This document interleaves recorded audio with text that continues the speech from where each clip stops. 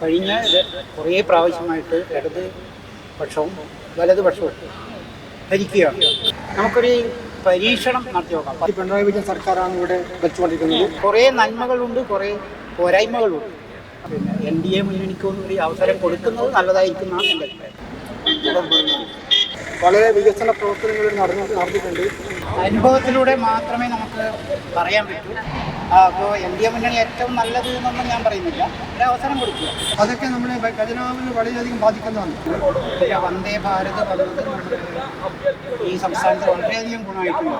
വികസനമല്ല, ഏറ്റവും വലിയ വികസനമല്ല. കൊടുക്കാൻ പറ്റുന്നത് മാത്രം പറയുക. Hi, hello, namaskar. You're watching KTV India with me, Varsha Venugopal, and right now I'm not at my studio. I am in Kasaragod, Kerala. As you all know, the assembly elections are approaching here, and I was getting out from a restaurant, having my breakfast very happily, and I met few gentlemen, and I really had a fun conversation with them before, and I must tell you, you should also listen to them, what are their opinion regarding this assembly election. Hello sir, namaskaram. ആദ്യം തന്നെ ഒരുപാട് നന്ദി. എനിക്കറിയാം തിരക്കുണ്ട്, എന്നാലും നമുക്ക് സമയം തന്നതിന് ഒരുപാട് നന്ദി സർ. ഇപ്പോൾ എലക്ഷൻസ് വരാൻ പോവാണ്, എന്താണ് നിങ്ങളുടെ ഒരു ഒപ്പീനിയൻ സർ അതിനെക്കുറിച്ച്? എൻ്റെ ഒപ്പീനിയൻ എന്ന് വെച്ചാൽ കഴിഞ്ഞ കുറേ പ്രാവശ്യമായിട്ട് ഇടത് പക്ഷവും വലതുപക്ഷവും ഭരിക്കുകയാണ്. പക്ഷേ നമുക്കൊരു പരീക്ഷണം നടത്തി നോക്കാം. അപ്പോൾ അതിന് ഇപ്പോൾ 3 പ്രാവശ്യമായിട്ട് നരേന്ദ്രമോദി കേന്ദ്രത്തിൽ ഭരിക്കുന്നുണ്ട്. അപ്പോൾ അതിൻ്റെ അടിസ്ഥാനത്തിൽ അതൊന്നും കൂടി ഇവിടെ കേരളത്തിൽ ഒന്ന് പരീക്ഷിച്ച് നോക്കുന്നത് നല്ലതായിരിക്കും എന്നാണ് അഭിപ്രായം. പിന്നെ 2 മുന്നണി ഇതുവരെ ഭരിച്ചിരിക്കുന്ന 2 മുന്നണിയുടെ കാര്യത്തിലും കുറേ നന്മകളുണ്ട്, കുറേ പോരായ്മകളുണ്ട്. അപ്പോൾ അതുകൊണ്ട് മറ്റൊരു ചാൻസും കൂടി നമുക്ക് നോക്കാം. നമുക്ക് പിന്നെ NDA മുന്നണിക്കൊന്നും കൂടി അവസരം കൊടുക്കുന്നത് നല്ലതായിരിക്കും എന്നാണ് എൻ്റെ അഭിപ്രായം. NDA മുന്നണിക്ക് ഒരു അവസരം കൊടുക്കണം എന്നാണ് സാർ പറയുന്നത്. സാറിന് എന്താണ്? കഴിഞ്ഞ 10 വർഷമായിട്ട് പിണറായി വിജയൻ സർക്കാരാണ് ഇവിടെ വെച്ചുകൊണ്ടിരിക്കുന്നത്. വളരെ വികസന പ്രവർത്തനങ്ങൾ നടന്നിട്ടുണ്ട്. പിന്നെ വിഴിഞ്ഞം പ്രോജക്റ്റ്, ചൂരൽമല, പിന്നെ ടണൽ പ്രോജക്റ്റ് അതൊക്കെ നടന്നുകൊണ്ടിരിക്കുകയാണ്. പിന്നെ ക്ഷേമ പെൻഷൻ, അതൊക്കെ എല്ലാ പിന്നെ ഇതിലും നല്ല വികസനപ്പെടുന്നത്. അതുകൊണ്ട് കണ്ടിന്യൂഷൻ വരണമെങ്കിൽ ഇത് പിന്നെ പിണറായി വിജയൻ സർക്കാരിന് കണ്ടിന്യൂ എന്നാണ് എൻ്റെ അഭിപ്രായം. പിണറായി വിജയൻ സർക്കാരിൽ ഭയങ്കര വിശ്വാസം ഉള്ളതുപോലാണ് 100% വിശ്വാസമുണ്ട്. ഇനിയും ഒരു അവസരം കൊടുക്കണം. പിന്നെ നെക്സ്റ്റ് ഒരു ഗവൺമെൻറ് മാറിക്കൊണ്ടു കഴിഞ്ഞാൽ പിന്നെ ഇത് വികസന പ്രവർത്തനങ്ങൾ കണ്ടിന്യൂ ചെയ്യാൻ പറ്റില്ല എന്നാണ് എൻ്റെ അഭിപ്രായം. പക്ഷേ എനിക്ക് തോന്നുന്നു സാറിന്റെ വിശ്വാസം NDA മുന്നണി വന്നാൽ ഇവിടെ വേറെ എന്തെങ്കിലുമൊക്കെ നടക്കും, ആൻഡ് അതായിരിക്കും ഒന്നുകൂടി ബെറ്റർ. ഒരു ചാൻസ് കൊടുത്തു നോക്കിയാലേ മനസ്സിലാവൂ എന്നാണ് സാറ് പറയുന്നത്. അനുഭവത്തിലൂടെ മാത്രമേ നമുക്ക് പറയാൻ പറ്റൂ. ഇപ്പോൾ കേരളത്തിൽ ഇപ്പോൾ ഇവർ പറയുന്നുണ്ട്, NDA മുന്നണിക്കാർ പറയുന്നത് ഞങ്ങൾ പല കാര്യങ്ങളും ചെയ്യാമെന്ന് പറയുന്നു. അപ്പോൾ അതിനൊരു അവസരം കൊടുക്കുക. മറ്റുള്ളവർ തുടർച്ചയായിട്ട് കുറേ വർഷങ്ങളായിട്ട് ഇവിടെ കേരളം ഭരിക്കുന്നുണ്ട് മറ്റ് 2 മുന്നണികൾ.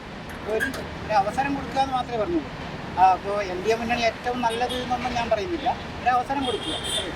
അപ്പോൾ ഇവർ രണ്ടുപേരും പറയുന്നത് ഓരോരോ അവസരം വെച്ച് കൊടുക്കുക. അത് പിണറായി വിജയനായാലും അല്ലെങ്കിൽ NDA മുന്നണിക്കായാലും സാറിന്റെ അഭിപ്രായം എന്താണ്? ആരാണ് വരേണ്ടത്? അപ്പോൾ നമുക്ക് പറയാൻ പറ്റും കൂടുതൽ ഇപ്പോഴും പിണറായി വിജയൻ സൈഡിൽ തന്നെയാണ് ഇവിടെ കാസർഗോഡ് ആൾക്കാർ. നമുക്ക് എന്തായാലും അറിയാം ഹാട്രിക് അടിക്കുമല്ലോ. എന്നാലും സാർ എനിക്കൊരു കൗതുകമായിട്ടൊരു ക്വസ്റ്റ്യൻ ചോദിക്കണമെന്നുണ്ടായിരുന്നു. എല്ലാവരും അവരുടെ മാനിഫെസ്റ്റോ സ്കീംസും ഒക്കെ പറഞ്ഞു. നിങ്ങൾക്ക് ഏറ്റവും കൂടുതൽ അട്രാക്റ്റീവ് ആയിട്ട് തോന്നിയ ഏതെങ്കിലും ഒരു കാര്യം? വികസന പ്രവർത്തനങ്ങൾ തന്നെയാണ് പല കാര്യത്തിലും. പിന്നെ ഇതൊക്കെ കേന്ദ്രത്തിൻ്റെ വകയായിട്ടാണ് നമ്മുടെ നാഷണൽ ഹൈവേ പുതിയത് വരുന്നത്. അപ്പോൾ അത് ഒരു വികസന പ്രവർത്തനമാണ്. അതേമാതിരി ഇപ്പോൾ തന്നെ പിന്നെ റെയിലിൻ്റെ കാര്യത്തിൽ അവർ പറഞ്ഞിട്ടുണ്ട്.